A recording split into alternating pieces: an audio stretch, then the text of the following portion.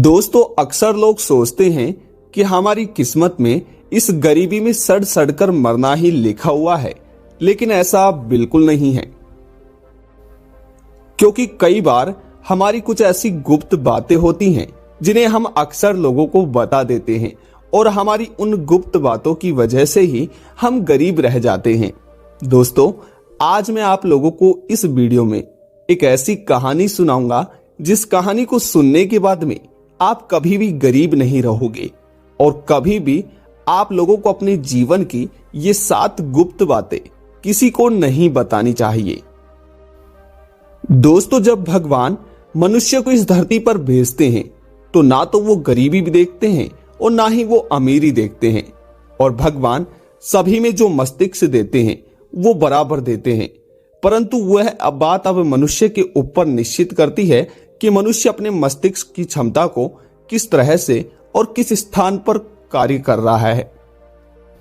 तो जाहिर सी बात है कि हर मनुष्य अपनी ही कुछ गलतियों की वजह से गरीब रहता है। दोस्तों, आज इस कहानी को आप कहानी की लास्ट तक देखते रहे। उससे पहले मेरा आप लोगों से एक छोटी सी रिक्वेस्ट है कि हमारी मेहनत के लिए इस चैनल को सब्सक्राइब जरूर करें। चलिए बढ़ते हैं इस कहानी की तरफ। दोस्तों, एक बार किसी गांव में एक किसान रहता था। अब किसान जो था, किसान बहुत गरीब था। किसान की पत्नी बहुत भुलक्कड़ स्वभाव की थी। उसे जो भी कहो वो बिल्कुल कुछ ही देर में भूल जाती थी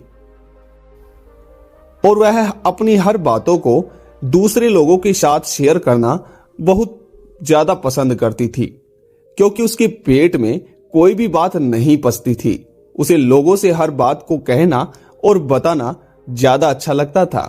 दोस्तों, अब अपनी गरीबी से मजबूर वो किसान बहुत परेशान था, क्योंकि ना तो वो अपना खुद का पेट भर पा रहा था और ना ही वह अपनी पत्नी का पेट भर पा रहा था।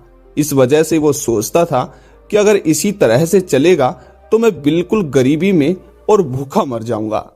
दोस्तों, उसके बाद में एक दिन वह किसान अपने गांव की एक दुकान पर बैठा हुआ था। तभी उसका एक मित्र उसे बताता है कि हमारे गांव में एक बौद्ध भिक्षु आए हैं, तुम उनके पास जाओ और वो तुम्हारी समस्या का हल जरूर करेंगे। अब अपने मित्र की बात को सुनकर वो किसान बौद्ध भिक्षु के पास तो चले जाता है, परंतु वहां पर जाकर वो बुद्ध भिक्षु के पैरों में गिर जाता है। जब वह किसान बुद्ध भिक्षु के पैरों में गिरता है तो बुद्ध भिक्षु उसे उठाते हैं और जब उसकी समस्या को पूछते हैं तो किसान अपनी समस्या को बताता है और कहता है कि मैं बहुत गरीब हूं, मेरे घर में एक टाइम के भोजन के लिए भी पैसे नहीं हैं। अब आप ही मुझे इस गरीबी से बाहर निकालने का कोई रास्ता बता दीजिए। तभी किसान की बात को सुनकर बुद्ध भिक्षु कहते हैं, ठीक है, अगर तुम्हें काम ही चाहिए और धन ही कमाना है तो तुम अपने आप पर निर्भर रहो और अपने गांव के बड़े बड़े सेठों के पास जाकर काम मांगो। अगर तुम खुद जाकर किसी से काम मांगोगे तो तुम्हें काम अवश्य मिलेगा, मगर हां, तुम लालच बिल्कुल मत करना, क्योंकि लालच बुरी बला होती है। दोस्तों, बुद्ध भिक्षु की बात को सुनकर वो किसान अपने घर आ जाता है और जैसे ही दूसरा दिन होता है तो दूसरे दिन सुबह होते ही किसान अपने गांव के बड़े बड़े सेठों के पास काम मांगने के लिए चल जाता है।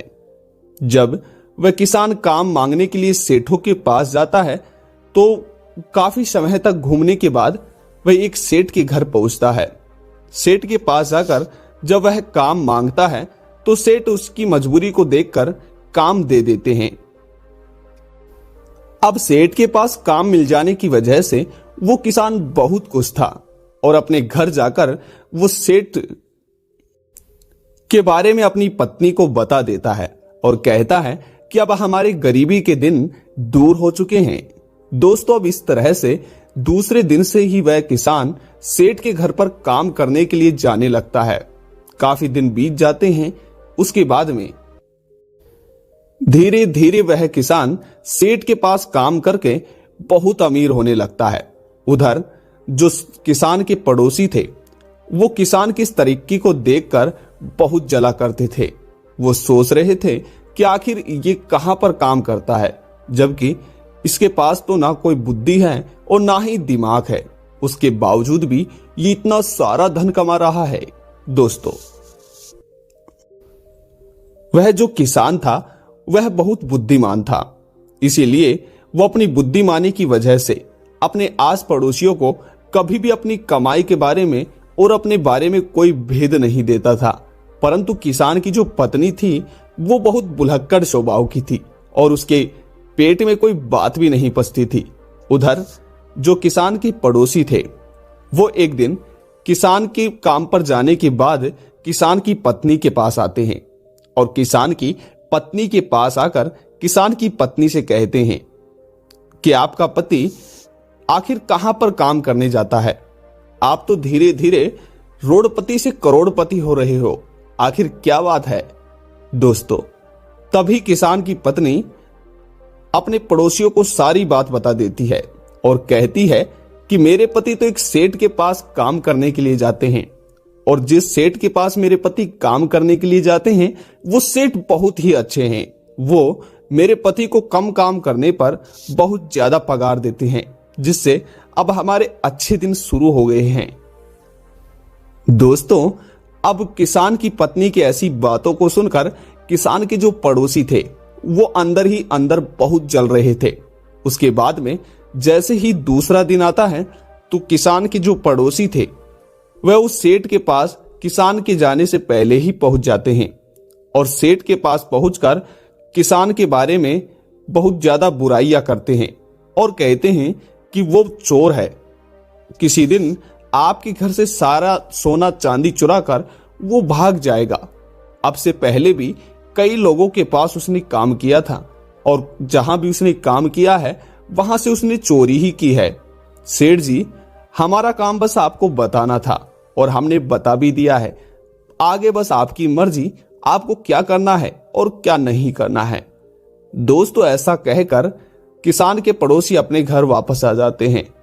उधर जब किसान काम करने के लिए सेठ के पास पहुंचता है तो सेठ किसान से कहते हैं, भाई अब तुम अपने घर वापस जाओ, हमें काम की कोई आवश्यकता नहीं है और तुम्हारी जो पगार बची हुई है उस पगार को भी तुम लेकर जाओ।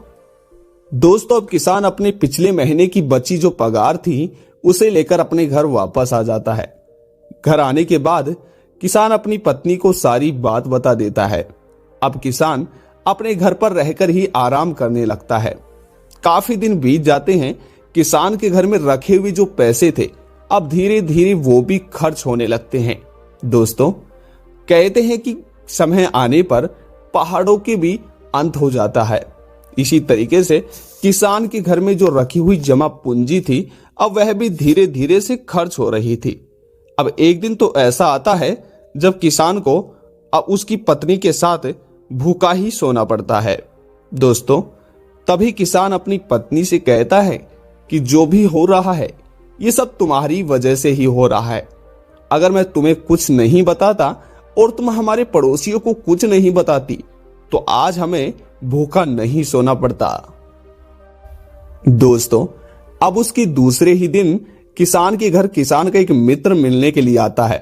तभी किसान की इस परिस्थिति को देखकर किसान का मित्र किसान से कहता है, अरे भाई, यहीं पास में हमारे गांव में एक बुद्ध भिक्षु आए हैं और मुझे लगता है कि तुम्हें वापस उनके पास जाना चाहिए और मैं वादा करता हूं कि वे हो ना हो तुम्हारी समस्या का कोई ना कोई हल अवश्य निकालेंगे। अब अपने मित्र की बात को सुनकर वो किसान उस बुद्ध भिक्षु के पास चल देता है। जब किसान बुद्ध भिक्षु के पास जाकर पहुंचता है तो बुद्ध भिक्षु उसे देखकर पहचान जाते हैं और कहते हैं कि तुम वही हो जो पिछली बार काम के सिलसिले में मेरे पास आए थे। दोस्तों, उसके बाद में वह किसान बुद्ध भिक्षु की तरफ देखकर रोने लग जाता है और अपनी सारी बातों को, सारी जीवन की समस्याओं को बता देता है। तभी बौद्ध भिक्षु कहते हैं कि ठीक है, आज मैं तुम्हें 7 ऐसी बातें बताऊंगा। अगर इन 7 गुप्त बातों को तुम अपने तक ही सीमित रखते हो तो जीवन में कभी भी गरीब नहीं रहोगे और जीवन में कभी भी तुम्हें समस्या का सामना नहीं करना पड़ेगा। दोस्तों, उसके बाद बौद्ध भिक्षु उस किसान से कहते हैं कि पहली बात, कभी भी अपने जीवन में अपनी कमाई के बारे में किसी को नहीं बताना चाहिए। बौद्ध भिक्षु कहते हैं कि अगर तुम अपने जीवन की अपनी कमाई को लोगों को बता दोगे तो लोग अपने लाभ के लिए आपसे मित्रता करेंगे। दूसरी बात, कभी भी अपनी कमाई का स्रोत किसी को नहीं बताना चाहिए। बौद्ध भिक्षु कहते हैं कि जिस तरह से तुमने अपनी कमाई का स्रोत अपनी पत्नी को बताया था और तुम्हारी पत्नी ने अपने पड़ोसियों को बताया था और तुम्हारे पड़ोसियों ने तुम्हारे उस कमाई के स्रोत को ही समाप्त कर दिया, ठीक इसी तरीके से कभी भी अपनी कमाई के स्रोत को किसी को नहीं बताना चाहिए।